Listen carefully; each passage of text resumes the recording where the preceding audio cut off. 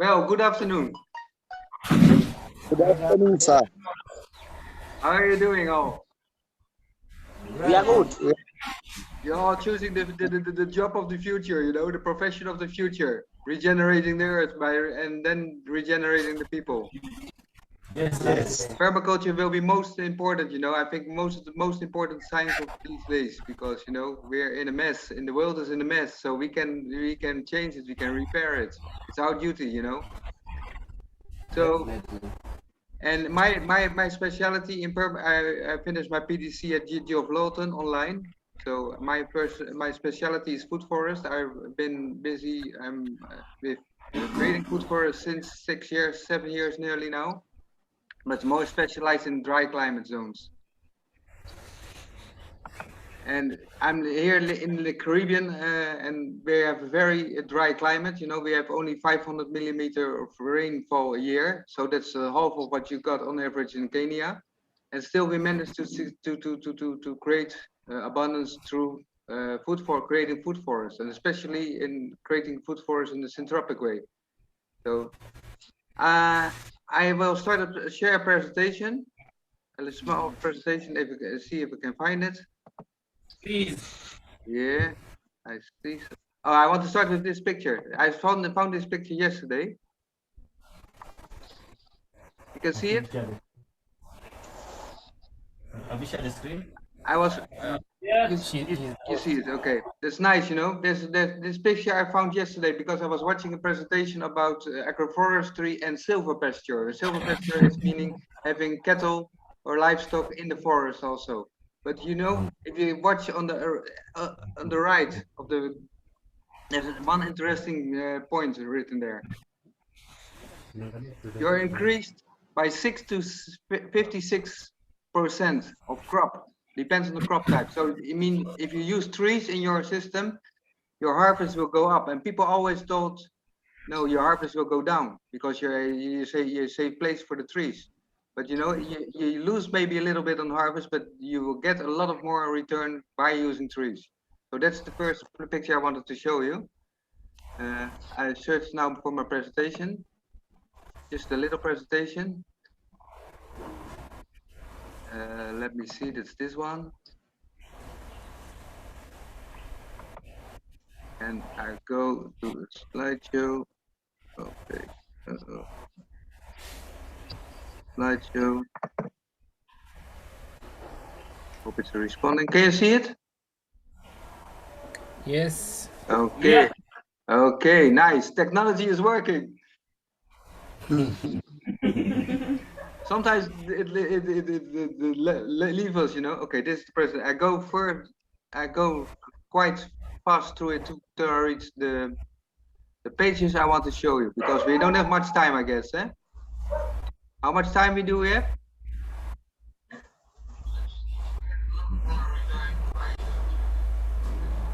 This is a picture I like to show you also always. I think you're all familiar with this one.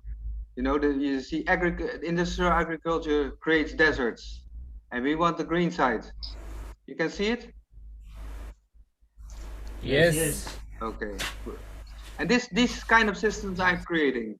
This is not a system that I created, but it's a system in Brazil. But this kind of food forest I'm creating also. And I created in Curaçao a lot. I created in the neighbor island and also in Bikenia in Miami. Mombasa. Miami in near Mombasa, yeah. So these are the systems I like to create. So they are completely abundant systems. You know, they're containing a tree rows with fruit trees in succession, and in between you find some vegetable crops. So the vegetable crops are half shaded. This is a system of Ernst Goetz.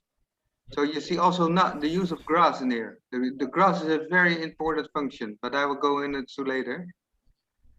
And this is also when you start a food forest. You start with vegetables, but the trees are already growing, and you see the bananas in between. But there are also smaller trees in it, but you can't see them yet. The trees are nurtured by the vegetable crops. So the vegetable crops, they like they call it the placenta. You know, like when a baby is in the belly of the mother, the placenta feeds it.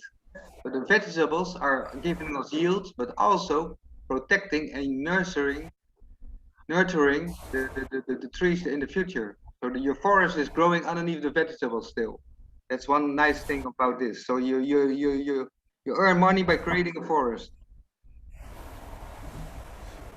This is a project I did, but I want to go a little bit further. These are our challenges. I want to go further. This is a project with swales and the key line system I created in our neighborhood. You see how dry the climate is. This is about swales, but I don't want to talk about swales now. Although they are could be a very essential part of creating a food forest. Sorry, presentation a little bit slow. Trees, yes, this is the part. My statement is that, and I think permaculture agrees with it, and especially Bill Mollison, you know, if you find the videos on Bill Mollison doing the PDC online, you find him talking about, there are 3 videos about him talking on trees only. And also in the chapter of, there are a big chapter of about trees in his permaculture manual. And especially in the situation I am in, you know, dryland. In dryland agriculture, you can have agriculture without trees. You will create a desert sooner or later. Sooner or later, the trees are very important. And I go swiftly through the functions of the trees. They provide shade, of course, but that could be also something that you don't want. So you have to really search for how and where. But I will go into that more deeper later. They function as windbreak. And that's a very important function, you know, because here on the island, we got a lot of wind because we're in the middle of the Caribbean Sea. So there's always blowing winds. And that causes the evaporation. That causes that the water is evaporating very fast. Once you got a tree line put up, it means that only 40% of the wind is going through, and then you got a different situation. Then it starts cooling down the place. Then instead of evaporation, you might create condensation. That's what we want. Condensation is like a second rainfall. So normally the wind is blowing and it takes all the water that's evaporating away back to the ocean. But if you having the windbreak on for tree lines, here you see tree line of Leukina trees. You got them also in Kenya, I saw them. And that will block the wind for about 60%. So the wind will go upwards. I have a picture also later what it will do to the clouds. Okay, they keep the soil moist. And there are different reasons for why they keep the soil moist. First of all, because they're doing photosynthesis process. And photosynthesis is the transformation of sunlight into energy. So trees and plants are irreplaceable. You know, we cannot live without trees because they're the main energy generators for what we all need. The energy is formed in a thing like sugar. And the sugar they use to trade with the microorganisms in the soil. They are traders. They're farmers. They farm. Trees are farmers too. They farm microorganisms in the soil. Yeah. So the cooling down effect of photosynthesis process is one reason why they keep the soil moist. And also they pump up water. They pump up water from deep inside. Our groundwater level can be as deep as 30 or 40 meters deep. So their roots can be able to bring the water upwards, and then they start irrigated because the nutrients they need, they are on the top layer of the soil. You can imagine? For taking the nutrients in, they need water. They take water, with the water they take the nutrients in. So they irrigate the area around them. That's very important. People used to think that trees steal water. No, they bring water. They irrigate water. Next slide. Same. They prevent erosion. Very important thing. Erosion is the thing that the soil gets depleted by the sunburn, you know. In our place, if the soil is uncovered, it means that nutrients are burned by the sun. The sun is that intense that nutrients are burned. So that means that you have to use fertilizers. Also, the microbacterial life that is needed to make the nutrients available for the plants are dying also because of the sun. So that's the process of erosion. If the soil is uncovered, then water can take it away. If it starts raining, it starts flowing the water, the soil, topsoil away, and also it's burning the nutrients in it. I talked already about the cooling effect of the photosynthesis processes. So they're cooling down the temperature.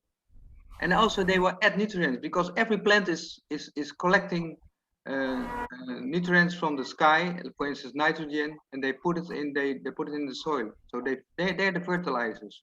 And especially the tree like Leukina you see here. Leukina is one of the trees that have the highest quotation of nitrogen. And nitrogen is what we need in the fertilizers. So if you buy chemical fertilizers, it contains some nitrogen, potassium. That's why we plant bananas, and phosphor. Those are the three. NPK. And if you plant your trees, you get your green manure. So you get your manure from the trees. And that's why we use them also to chop and drop. So these are not specially fruit trees, but these are trees, you know, you can use in combination with fruit trees. So we call them the food of our food. So those trees are feeding our food, you know. They're feeding the nitrogen with potassium. That's why we plant always bananas. We always plant bananas. Bananas are giving potassium. That's one of the main fertilizing nutrient also. And one more important thing is they are farmers. I told you. So they're farming underneath the soil. They're farming bacteria, but also they got a cattle or livestock in the top of the soil, the trees. And their livestock is bacteria, microorganisms. So when the winds start blowing, they lift up the microorganisms from the tree, and the wind takes the microorganisms to the clouds. Once the microorganisms touch the clouds, water starts evaporating around the microorganisms. So that means that there will be condensation, and condensation means rainfall. So they create literally rainfall. Trees are the most intelligent creatures on the earth, you know. So we can't be as farmer to even think about, you don't use trees as our allies, you know. Yeah. Our foreparents knew it, you know. Everywhere on earth we were forest farmers, but due to some developments in the Middle East, you know, Mesopotamia, they invented the plow, and we started to change from forest farmers. We started to monoculture crops farmers, and then the desertification started. You see, if you go to the Middle East now, it's a desert zone, but it used to be a forest zone. Yeah, and so forest farming is used to be the way to farm for all our foreparents, especially also in Africa, you know, because in tropical regions and also here in the Caribbean also, in tropical regions you can't farm without having trees. I keep on repeating it. So, and that's the thing, you know, what happened when the wind is passing by a tree. So 40% is going through the tree, of course, that's good because that causes cooling down, but 60% will go upwards. And it will create compression into the clouds. That means that water needs to fall down. So a tree is literally a rainwater producer. It produces rain. And most of the places where we practice agriculture, the rain is slowly disappearing because we elect the trees. They are the communicators. They are the bringers of our rain, of our water. So they are responsible for 75% of rainfall. So in a climate as us, you know, we can have 6 months without any drop of rainfall, maybe just a few drops. So it means that they are the ones that we need to regenerate the situation. Because in our island, when the Spaniards came, they didn't find the gold. They were expected to find gold, the fable of El Dorado. Maybe you're familiar with it. So they couldn't find the gold, so they had to take something out of it. So they cut down all the trees, you know, and by cutting the trees, the climate started changing. Then we got into a dry climate. So reforestation could add a lot of rainfall, but also it could add 85% of precipitation. That means secondary rainfall, like condensation, that water is falling down.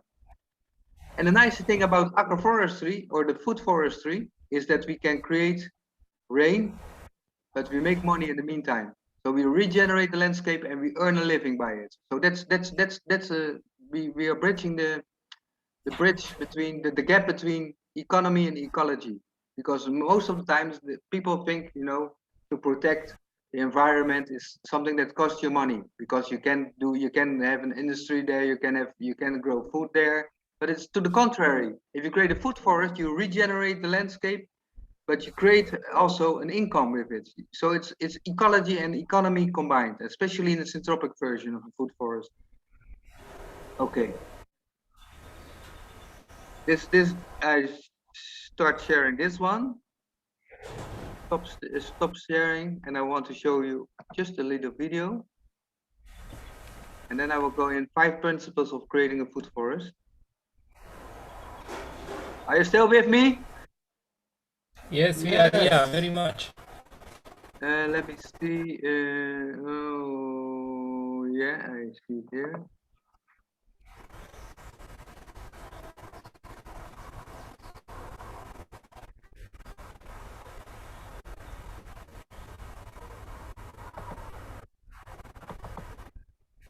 Okay. It's a little bit slow, but it's coming. Waiting for it. Yeah. So maybe we can use this time to have some questions. To answer some questions. The video is coming. This is a very short video, but it's a farm in a dry climate season, a desertificated area. But look how green and lush it will become. This is the way we build up farms, syntropic farms, syntropic food forests.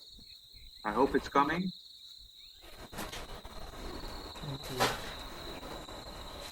Yeah, it's starting now.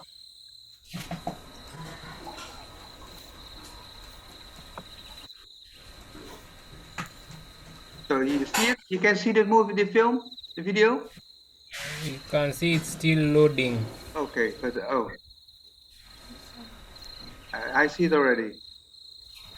No, I am not yet. We're only seeing the screen you open first. Okay. It's a pity, because it's a beautiful film. Maybe, okay, I shouldn't, okay. Let me talk a bit about the 5 principles we use to create a food forest, you know? Maybe the screen will be open, but I can. Done. Yeah, you see, you don't see it? You can right click on the video, then you see an option play. Where? Yeah, right click on the video. Wait. I see pause only. Now go Which to the main. what do you have to see? We are still on the screen where there is the agroforest, some documentation there. Okay, so it didn't open. Yeah, so you go to where the video is, you right click on the video. Yeah. Then there is an option that starts there with the play. Yeah, okay, let me try it.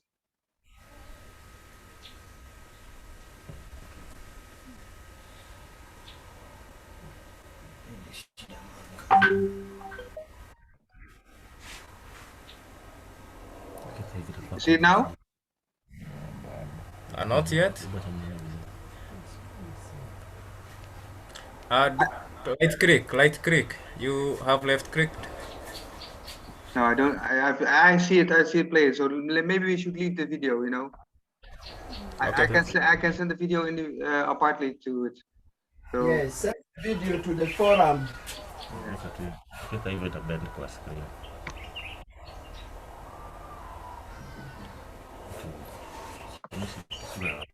okay, I stop sharing. Okay.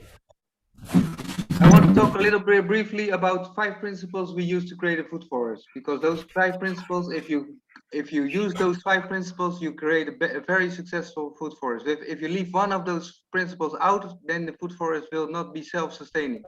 We try to get a food forest as much as possible sustainable, even in a climate like us. So for instance, we got a very dry climate. Banana trees, we need to irrigate them every day because of the climate. And bananas are very thirsty. But you know, with our agroforestry system, we succeeded to water irrigate them once in the 20 days only, once in the 20 days. That means that's a revolution. Because then you're creating a self-sustaining forest, you know, because the water is staying inside the system. Very important. Okay, the first principle is to keep the soil always covered. The soil should be covered with thick layers of mulch, of organic material, or living crops, you know. So you can use also your crops as a kind of living mulch. So then means that you're by covering the mulch. So we plant very densely. You know, you shouldn't see a single piece of soil where the plants are growing. So the sunlight should not enter the soil. It should not touch the soil. Never, ever. So keep the soil covered always. That's the first principle. The second principle is called maximization of photosynthesis, and that's a very interesting thing. I think if we know the individual need of a tree, of how much sunlight a tree needs, then you can create a good forest by planting trees very dense to each other, very close to each other. Because the closer you plant trees together, the less sunlight is able to enter on the soil, and the more production you got also, because you got on a field of 10, on a bed of 10 meters, you can plant 10 trees. Normally we shouldn't plant 10 trees on that small piece of land, but you can by knowing the different needs of trees. So for instance, I give you an example. A coconut tree, it needs 100% of sunlight. It means, so you cannot grow a coconut tree underneath another tree. In the beginning you can, when it's young, but it's still vulnerable. When it's a baby, then it might need some protection. But a coconut tree wants to be on top of the system. And then we got, for instance, a mango tree. Mango tree needs 80% of sunlight, so it can grow a little bit under the coconut tree. That means that you have the coconut tree and you have a mango tree. They're very dense to each other, because you know the coconut will grow on top of the mango tree and give a little shade, 20% of shade for the mango tree. So you can plant them very close, so you get a double harvest on one spot. So that's maximization. You got now 100%. You get 80% together in one spot. Then, for instance, the soursop. Soursop, one of my favorite crops and also one of my favorite fruits. They need only 60% of sunlight. 60. So that means you can place them a little bit close to the mango tree. So you got a coconut tree, you got a mango tree, you got a soursop tree, very close to each other. And they're all harvesting sunlight, you know, they're all transforming sunlight into energy and sunlight into cooling down. So your place will be cooled, not only by shade. That's one misconception. We think that shades are only producing coolness or coolness. No, the photosynthesis process. The more plants you have on the area, the cooler it becomes. The more water you got. So we said literally you can plant water. We must plant water. If there's no water, we should plant. Then the water will come, because plants are generating the water. They are the water transmitters, you know. So that's one thing very important to understand. If we need water and we don't have water, we have to plant. Nature works like that, you know. Let me make a picture first before the session is coming. I want to see you also. So, okay, then underneath the soursop tree, we can plant, for instance, a citrus. Citrus needs only 40% of sunlight. Citrus. Citrus or citrus. So, for instance, lime tree or lemon or orange or tangerine, they don't want that much sunlight, so they can grow, you know. So you got the coconut tree, you got the mango tree, you got the soursop tree, you got the tangerine tree or the lime tree, and underneath you got 20% of sunlight. And 20% of sunlight are crops like pineapple or arrowroot. You know the arrowroot. You grow a lot of arrowroots in Kenya. I saw them a lot. You know, nice, big leaves. Very good crop, but they don't need full sunlight. You can grow them underneath your trees, man. So you can use the space around you underneath your trees, and also to grow ginger or turmeric. You know, these are, and also coffee. Coffee is a crop that doesn't like the sunlight at all. Only when it starts producing fruits, it needs a little bit more. So that means you have to prune the mango tree on top of it, or the soursop tree on top of it. But they need only 20% of sunlight. So that means that by building up, you got 20, you got 40, to 60. You got 60 is 120. You got 80%. That means that you got already 200% of sunlight harvested in one piece of spot, instead of the 100% normally. And the transformation of energy by giving energy. You know, the sugars, not to mention the oxygen. We cannot live without plants. They produce oxygen in the photosynthesis process, and also the cooling down effect. The cooling down effect that keeps the water, that makes water evaporate, not evaporate, condensate. You know, so you get a secondary rainfall. In morning you go outside and you walk, and your feet are getting wet because of the water that's condensating. It's not normal in our situation, but if you create a syntropic food forest, you get it. You produce the water. The trees are working for you. Okay. Then we use the technology we use that's the third principle, is stratification. And stratification is the technology we use to maximize the photosynthesis process. This is the knowledge of the individual need for sunlight of each plant and each tree. So also in your crops, you know, for instance, maize needs 100% of sunlight, so you can't grow maize underneath a tree, but you can produce maize, and underneath the maize, maybe you can grow okra or eggplants, you know. So, and also pumpkins. You see how pumpkins are growing. Pumpkins need 100% of sunlight. If you plant them underneath some stuff, you know, they start wanting to crawl underneath the trees. At least they do here, because they need the sun. They need the sunburn, you know.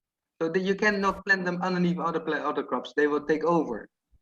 So then then the competition start. But we don't want no competition. We want cooperation. So in a food forest, things should cooperate, and we can do that by stratification. Know where to plant what.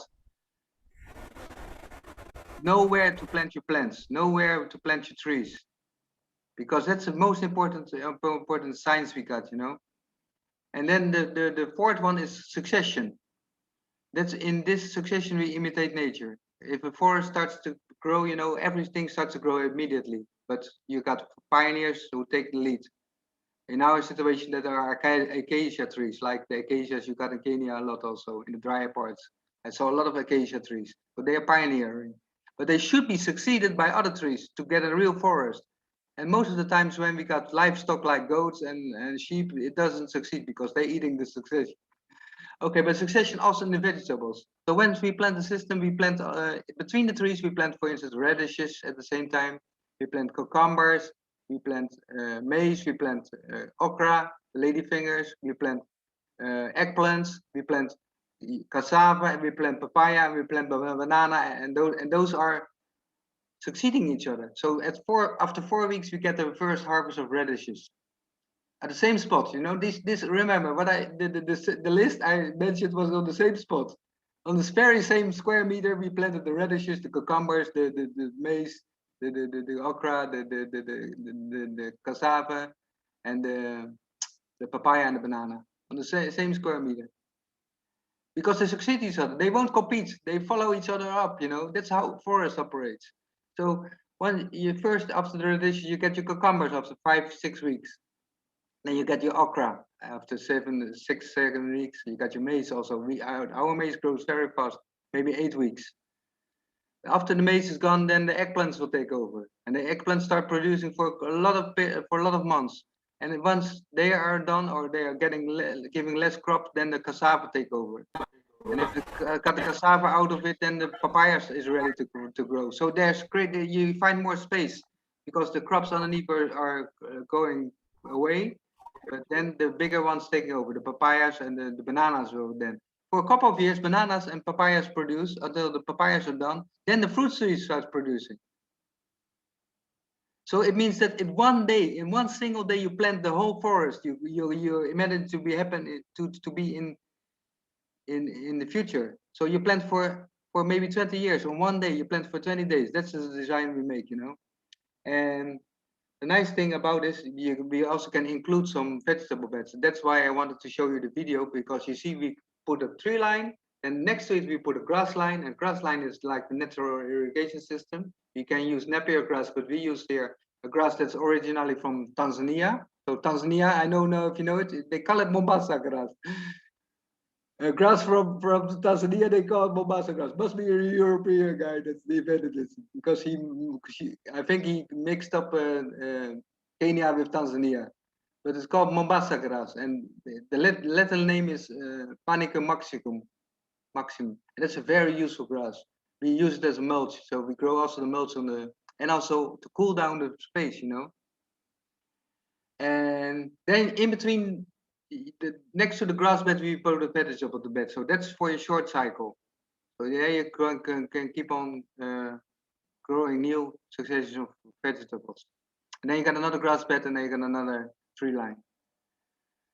And the fifth principle is the management of it. So we as farmers should not be so much occupied by weeding. We shouldn't much occupied by feeding, because the forest feeds itself. We should be occupied by pruning.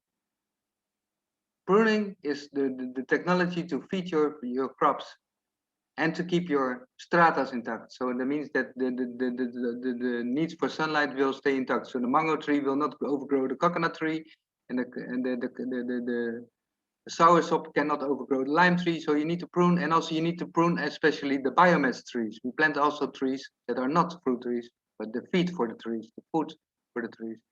So this is, if I was very quick. I realized I try to talk as much and as fast as possible because I want to give you this all. And I know the time is short, but are there questions? I hope that there are questions about this. Italy, how you doing, man? I don't hear you. You should unmute one Joey. You should unmute the mic. Yeah. Can you hear me? Can you hear me? There's some noise. Maybe somebody else needs to unmute the phone. The unmute there. Yeah. Yeah, Try again. You cannot take it back to the mother computer. Mother computer. I hear you.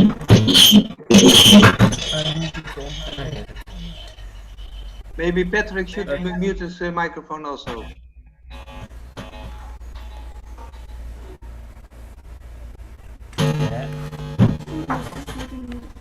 Mr. Patrick Paul. That's it. Okay. Can you hear me? Yeah, I can hear you. Yeah. So there are both two questions specific to your place that I understood is in the Caribbean. Yeah. So one is how do you deal with the highly reproduction rate of the pioneer species you plant for starting a succession?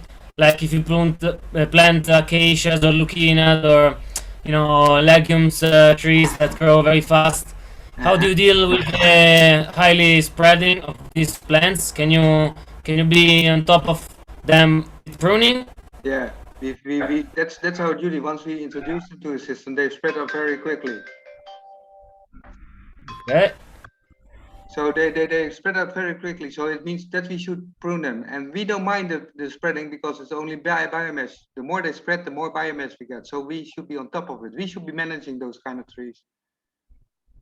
Is that an answer to your question? Yeah. So just through pruning, you can just chop them down before they go to flower or before they go to seed. Yeah. So you can keep them. That's And then on the long way, Mhm. you cut them completely. Yeah, they could be cut, but because but we can leave a few. But when we start, I give you an example. When we started, we had the leucaenas like 1 centimeter each. So each centimeter we got a leucaena. Then we started diminishing. We started to cut them out like 1 in the 10 centimeters, and later we started 1 in 20 centimeters. So they will be thinner and thinner. Eventually, they can all disappear because it's the building up of biomass. It's building up nutrients in depleted soil. You have to come like this. The trees, they do the work for you. Yeah, but we can leave some. But we prefer to use indigenous trees or timber wood, to remain in the system. Yeah. All right. And the other specific question was just like a very curiosity, like because you live in a tropical place and it's very abundant. Like, do you live straight on your farm, right? No. For me, I have a house, and there I created my food forest. I first started to create a permaculture food forest, without not too much knowledge. Every knowledge I got from the internet, you know, and by trial and error, and in especially this climate. But I got also syntropic system, but mostly I work on people's farms, you know. So I'm more designing farms for people, and more also setting them up. So I make the design and also involved on implementing the system. And implementing the system could be 1 or 2 days, you know, depends on the size of the spot. Yeah. Yeah. Yeah, I wanted just to ask you if you were very managing and intensive on your food forest. How much food can you grow on your subsistence yearly? You know, And percentage. That's the thing. We're too much occupied with creating them to get the knowledge, and now we start collecting data about the harvesters. So we took the harvest for granted, and we were not. So that's the next step. So I'm involved in a program that we set up a new farm, and from day one we start measuring the energy input, like water, like fertilizers. No, we don't need no chemical fertilizers, but in the beginning we use some manure. The input of energy and work, and then also the harvests per square meter, and per also not per square meter only, but also per crop variety. Yeah. So that's the new phase we're in, to collect those data, because these data are very important if you want to talk with normal farmers. They think they produce less.